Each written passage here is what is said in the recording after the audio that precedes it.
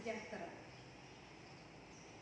Bapak Ibu yang saya banggakan, kali ini kita pertemuan dalam rangka membahas strategi pembelajaran agenda 2, yaitu tentang kepemimpinan pelayanan. Sebelum lanjut, izinkan saya untuk memperkenalkan diri. Nama saya Zuraida, bertugas di BPSDM DKI Jakarta sebagai Widya Iswara Ahli Madya. Mengapa Bapak Ibu sekalian ikut pelatihan ini? Nah, ini dasar hukumnya. Yang pertama adalah Perla nomor 5 tahun 2022 tentang penyelenggaraan pelatihan struktural kepemimpinan. Yang kedua, Keputusan Kepala Lembaga Administrasi Negara nomor 374 K1 tahun 2022 tentang kurikulum pelatihan struktural kepemimpinan. Struktur kurikulum. Yang pertama, kelompok mata pelatihan inti. Kemudian yang kedua, kelompok mata pelatihan dasar, dan yang ketiga, kelompok mata pelatihan pilihan. Substansi mata pelatihan PKP. Kelompok mata pelatihan ada 3. Yang pertama, mata pelatihan inti yang isinya 1. Agenda kepemimpinan Pancasila dan bela negara. Kedua, agenda kepemimpinan pelayanan. Ketiga, agenda pengendalian pekerjaan. Dan yang keempat, agenda aktualisasi kepemimpinan pelayanan. Kelompok berikutnya adalah mata pelatihan dasar, ini 24 JP. Yang pertama, Self Resilience. Yang kedua, digital skill dalam pembuatan kebijakan. Ketiga, Gen-Z. Dan yang keempat adalah berpikir kritis. Selanjutnya, mata pelatihan pilihan 12 JP. Yang pertama, manajemen pemerintahan, anti korupsi. Yang berikutnya, Barjas, Undang-Undang Cipta Kerja. Kemudian HAM. Dan yang berikutnya adalah pemeriksaan keuangan terkait dengan narkoba, perencanaan pembangunan nasional, pertumbuhan ekonomi hijau, dan yang terakhir mata pelatihan lainnya yang relevan. Selanjutnya, strategi pembelajaran untuk mata pelatihan inti bisa e-learning, yaitu self-learning dan collaborative learning. Yang berikutnya adalah klasikal. Untuk mata pelatihan dasar, self-learning atau mandatori. Selanjutnya, self-learning untuk mata pelatihan pilihan. Bapak Ibu, mata pelatihan inti yang sudah saya sebutkan tadi itu sesungguhnya adalah yang pertama, agenda 1 itu bagaimana kita mengelola diri. Untuk agenda kepemimpinan pelayanan, agenda 2 ini adalah agenda bagaimana kita mampu mengelola orang lain melalui diagnosa organisasi, berpikir kreatif dalam pelayanan, membangun tim efektif, dan kepemimpinan dalam pelaksanaan pekerjaan. Selanjutnya, untuk agenda 3 identik dengan pengelolaan pekerjaan. Untuk agenda 4, agenda aktualisasi kepemimpinan adalah agenda yang terkait aktualisasi di tempat kerja. Yang berikutnya adalah agenda tentang orientasi program. Selanjutnya kita bahas terkait dengan poin-poin yang ada di agenda 2. Yang pertama tentang diagnosis kebutuhan organisasi. Ini membekali Bapak Ibu dalam mendiagnosa seluruh isu, kemudian menentukan isu strategis di unit organisasi, mengidentifikasi permasalahan yang menghambat kinerja unit organisasi, dan merumuskan solusi mencapai kondisi yang diharapkan.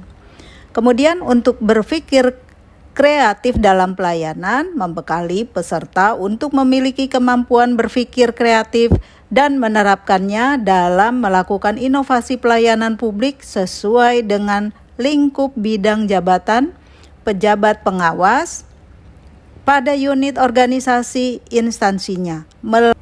Yang berikutnya, ketiga, membangun tim efektif dalam new normal, membekali peserta kemampuan membangun tim kerja yang partisipatif dan efektif atau high performance team melalui konsep tim partisipatif dan efektif, karakteristik tim efektif dan partisipatif, dan strategi menumbuhkan tim kerja yang partisipatif dan efektif untuk melaksanakan kegiatan pelayanan publik yang prima di era new normal yang mengedepankan keseimbangan teknologi dan fleksibilitas.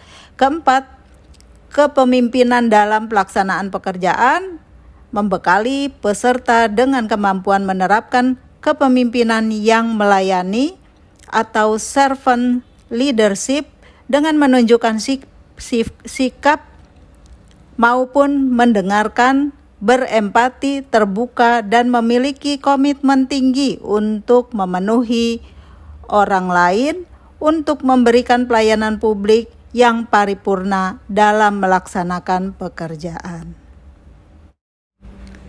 Tujuan dan kompetensi. Kompetensi yang dikembangkan dalam pelatihan kepemimpinan pengawas merupakan kompetensi kepemimpinan pelayanan.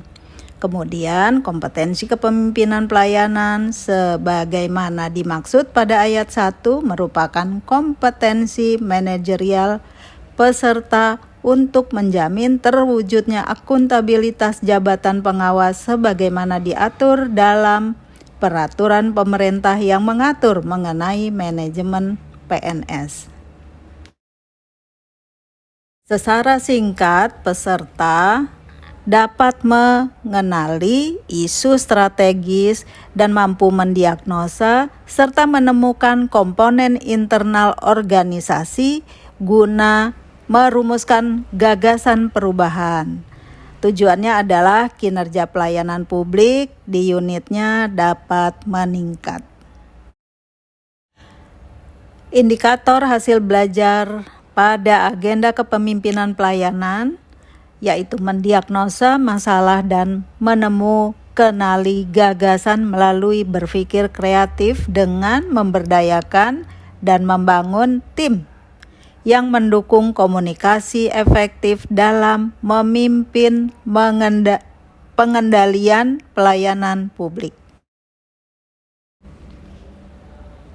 Jadi Bapak Ibu, hasil belajarnya diharapkan mampu mengenali isu strategis organisasi berdasarkan hasil analisis lingkungan eksternal organisasi dan mendiagnosis komponen internal organisasi guna merumuskan gagasan perubahan untuk meningkatkan kinerja pelayanan publik di unit kerja. Selanjutnya, indikator hasil belajar itu ada 5. Yang pertama, menjelaskan konsep organisasi sebagai open system. Yang kedua, menjelaskan konsep diagnosa organisasi. Ketiga, menganalisis lingkungan eksternal organisasi. Keempat, mendiagnosa komponen internal organisasi. Dan yang kelima, Bapak Ibu mampu merumuskan gagasan perubahan peningkatan kinerja pelayanan publik di unit kerja Bapak Ibu sekalian. Kita lihat waktu pembelajaran blended learning seperti yang tertera. Kita bahas untuk yang 56 JP agenda 2. Yang pertama 10 JP untuk pembelajaran mandiri, 6 JP sinkronus, 14 JP asinkronus, dan yang terakhir 26 JP klasikal. Pelaksanaan PKP. Waktu pelaksanaan blended learning yang pertama pembelajaran mandiri 66 JP atau setara dengan 11 hari, dilanjutkan dengan sinkronus 30 JP dan asinkronus 66 JP. Jumlahnya adalah 96 jam. Yang berikutnya adalah pembangunan komitmen yaitu 20 JP diikuti dengan pembelajaran klasikal tahap 1 dengan jumlah JP adalah 154. Selanjutnya adalah pembekalan pembelajaran di kelas, yaitu 118 JP, Stula 36 JP, kemudian aktualisasi kepemimpinan pelayanan 540 jam di institusi masing-masing. Selanjutnya pembelajaran klasikal tahap 2 yaitu 22 JP, dan yang menjadi catatan di sini adalah pada saat pembelajaran klasikal pertama dan kedua on kampus, peserta diasramakan dan dibekali kegiatan penunjang kesehatan jasmani paling banyak selama 9 kali. Kemudian pada saat off kampus, peserta dapat dibekali penambahan penguatan materi pembelajaran secara daring. Kita lihat gambaran umum jadwal PKP Blended Learning. Pada hari keempat pembelajaran mandiri, pembelajaran agenda 2 ini 5 JP, kemudian hari kelima dimulai dengan pembelajaran mandiri, pembuatan makalah, isu-isu agenda 2 JP, dilanjutkan dengan pembelajaran mandiri yaitu pembelajaran agenda 2 3 JP. Selanjutnya di hari ke-13 sinkronus klasikal pembelajaran agenda 2 JP, asinkronus klasikal pembelajaran agenda 2 8 JP. Hari ke-14 asinkronus klasikal pembelajaran agenda 2 6 JP dan sinkronus klasikal pembelajaran agenda 2 4 JP. Selanjutnya dilanjutkan hari ke-29 dan hari ke-30 dan 31, yaitu pembelajaran klasikal tentang berpikir kreatif dalam pelayanan, itu 3 JP. Kemudian lanjut dengan pembelajaran agenda 29 JP. Kemudian yang berikutnya di hari ke-30 pembelajaran agenda 2 12 JP, dan di hari ke-31 pembelajaran agenda 2 5 JP. Kemudian ada klasikal tentang manajemen mutu 3 JP. Bisa disimpulkan jadwal pembelajaran agenda 2, yang pertama tahap pembelajaran mandiri hari keempat dan hari kelima 10 JP. Yang kedua tahap e-learning sinkronus hari ke-13 dan hari ke-14 6 JP, asinkronus hari ke-13 ke-14 14 JP, dan yang terakhir tahap klasikal hari ke-29 sampai dengan hari ke-31 adalah 26 JP. Keterkaitan agenda dalam pembentukan kompetensi kepemimpinan pelayanan antara agenda 2, agenda 3, dan agenda 1. Agenda 2 di dalamnya berisikan tentang bagaimana mendiagnose, kemudian berpikir kreatif dalam pelayanan, membangun tim efektif, serta kepemimpinan dalam melaksanaan pekerjaan. Ini terkait erat dengan komunikasi dalam pelayanan publik, kemudian pelayanan publik digital, manajemen pengawasan, yang semuanya adalah dalam rangka untuk mengendalikan pelaksanaan kerja, menyusun RKA, serta merencanakan kegiatan. Kesemuanya berkesinambungan dilaksanakan, kemudian kompetensi ini dapat menjaga mutu sebuah organisasi. Landasannya adalah etika agenda 1, yaitu etika dan integritas kepemimpinan Pancasila, bela negara, serta kepemimpinan Pancasila. Kemudian digunakan untuk agenda aktualisasi kepemimpinan, kemudian kegiatan stula dan rencana aksi. yang outputnya adalah pelayanan publik berupa pelayanan yang prima. Kita coba bahas sinkronus 1. Dimulai dengan pembukaan. A. Menyampaikan salam dan sapa hangat kepada peserta. Yang berikutnya memperkenalkan diri, membangun hubungan, dan ice breaking. Dan yang berikutnya adalah menanyakan pengalaman peserta tentang kepemimpinan di lingkungan kerjanya. Kemudian tahap berikutnya penyajian, A. Review pengalaman peserta mengenai isi modul agenda kepemimpinan pelayanan, yaitu agenda 2 yang telah dibaca di MOOC. Yang B-nya overview isi kepemimpinan pelayanan, agenda 2 dan keterkaitannya dengan agenda 1, 3, dan 4. Yang berikutnya penjelasan tugas individu dan kelompok yang akan dikerjakan saat asinkronus. Tahap berikutnya penutup, A. Merangkum bersama peserta apa yang sudah didiskusikan selama sesi sinkronus 1 berlangsung, kemudian capaian belajar ini dan kaitannya dengan masa depan atau relevan dengan materi modul yang sudah dibahas. Yang berikutnya adalah penyampaian umpan balik dari pertemuan hari ini dan tugas-tugas yang harus disiapkan untuk pertemuan selanjutnya. Menyemangati dan apresiasi terhadap keaktifan, dan closing statement serta mengucapkan salam. Kita lanjut dengan sinkronus 2 yang dimulai dengan pembukaan. Yang pertama menyampaikan salam dan sapaan hangat pada peserta, kemudian membangun suasana kondusif, menggali pengalaman peserta dalam menyelesaikan tugas individu dan kelompok, dan menyampaikan tujuan pembelajaran dan materi pokok. Kemudian diikuti penyajian bersama peserta menganalisis pengalaman terkait dengan mata pelatihan yang dibahas dalam bentuk presentasi tugas individu. 3 orang maju untuk memaparkan selama 15 menit.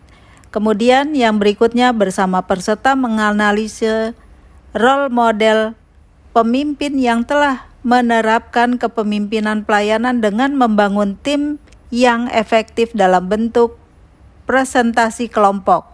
Maju 3 kelompok dengan waktu 15 menit dan diakhiri dengan pembulatan dan umpan balik. Yang berikutnya sesi penutup, yaitu membuat kesimpulan pengalaman yang telah dibahas dengan materi yang sedang dibahas, yaitu membangun tim efektif dan kepemimpinan dalam pelaksanaan pekerjaan. Dilanjutkan dengan menyemangati dan apresiasi terhadap upaya yang telah dilaksanakan peserta dalam merumusan gagasan perubahan peningkatan kinerja pelayanan publik di unit kerjanya. Dan terakhir closing statement dan memberikan kata motivasi, mengucapkan terima kasih dan mohon maaf jika ada kesalahan. Klasikal 2 diawali dengan tahap pembukaan, menyampaikan salam, membina suasana, dan dilanjutkan review pengalaman pembelajaran klasikal 1. Selanjutnya menyampaikan tujuan pembelajaran dan materi pokok pertemuan klasikal. Yang terakhir, pemberian motivasi dan energizer. Di tahap penyajian, sesi 1 menyampaikan tanya jawab pengalaman dan pemahaman pembelajaran mandiri agenda 2. Yaitu self-learning, kemudian modul 2 pembangunan jejaring kerja dan masalah, kemudian analisa kasus dan solusi. Untuk sesi berikutnya yaitu sesi 2, yang pertama adalah brainstorming tentang penerapan pembangunan jejaring kerja modul 2 dan strategi komunikasi organisasi sektor publik modul 3 dan manajemen perubahan sektor publik modul 4 terkait tantangan perubahan organisasi publik, perubahan sektor publik dan manajemen perubahan, dilanjutkan dengan menyusun strategis penerapan kepemimpinan kinerja organisasi dengan membangun jejaring kerja lintas lembaga, kemudian strategi komunikasi sektor publik dan manajemen perubahan. Sesi 3, desain seminar. Kemudian seminar strategi penerapan kepemimpinan kinerja organisasi dengan membangun jejaring kerja lintas kelembagaan dan strategi komunikasi sektor publik, dilanjutkan dengan refleksi. Tahap penutup yaitu yang pertama membuat kesimpulan secara bersama atas apa yang telah dipelajari dan dibahas selama sesi klasikal. Selanjutnya bersama peserta menguraikan capaian pembelajaran hari ini dan dilanjutkan dengan memberikan umpan balik atas komen peserta selama pembelajaran dan diakhiri dengan closing statement dan pemberian salam penutup. Terakhir, strategi pembelajaran klasikal hari kelima, tatap muka atau pada hari ke-31. Jumlah jam pelajarannya 5, tahapannya ada pendahuluan yang dimulai dengan menyampaikan salam, persepsi pertemuan sebelumnya, kemudian lanjut dengan penyajian yaitu penyempurnaan rancangan aksi perubahan yang dikaitkan dengan agenda 2, diikuti dengan permainan siapa jadi pemimpin, dan praktek gaya kepemimpinan. Kemudian sesi penutup, penarikan kesimpulan, mengapresiasi peserta, kemudian pemutaran video motivasi dan ucapan terima kasih, mohon maaf, dan salam penutup. Bapak Ibu, demikianlah strategi pembelajaran agenda 2 kepemimpinan dalam pelayanan. Lebih kurangnya saya mohon maaf, mudah-mudahan bermanfaat. Terima kasih. Assalamualaikum warahmatullahi wabarakatuh. Salam sehat.